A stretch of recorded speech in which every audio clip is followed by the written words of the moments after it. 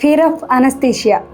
Fear of anaesthesia అంటే most కామన్గా నేను సెడేషన్లోకి వెళ్తానా, మళ్ళీ మేల్కుంటానా, నేను నా కంట్రోల్ వదిలేస్తున్నాను కదా అని చెప్పి అందరికీ చాలా భయం ఉంటుంది. నన్ను అడిగితే నాకు కూడా చాలా భయం ఉంటుంది. నాకు కూడా 2 C-sections అయ్యాయి. నేను కూడా అనస్థీషియా తీసుకున్నాను. సో అండర్గో అయ్యాను కాబట్టి నాకు కూడా దాని పెయిన్, దాని యాంగ్జైటీ అన్నీ తెలుసు. సో నార్మల్గా ఏంటంటే అనస్థీషియా అన్నది మన టైంలో చాలా ఇంప్రూవ్మెంట్ ఉన్నది. చాలా సర్జరీస్ డే కేర్ సర్జరీగా చేస్తున్నాము.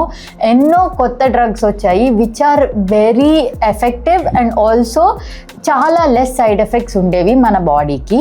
తర్వాత మన దగ్గర ఉన్న అనస్థీషియా టీమ్ కూడా ప్రతి పేషెంట్ని సర్జరీకి ముందు కొన్ని ఇన్వెస్టిగేషన్స్ అడిగి ఆ ఇన్వెస్టిగేషన్స్ ప్రకారము PAC అంటే ప్రీ అనస్థెటిక్ చెకప్ చేసి వాళ్ళు పర్ఫెక్ట్లీ ఫిట్టా కాదా సర్జరీకి అని చూసి మాత్రమే తీసుకుంటాం. అండ్ ఫర్ సపోజ్ వాళ్ళకి ఏమైనా కండిషన్స్ ఉన్నాయనుకో, వాళ్ళు కూడా భయపడిన అవసరం లేదు. వాళ్ళకు కూడా ట్రీట్మెంట్స్ ఇచ్చి వాళ్ళని సర్జికల్లీ ఫిట్ చేసి సర్జరీస్ చేస్తాం.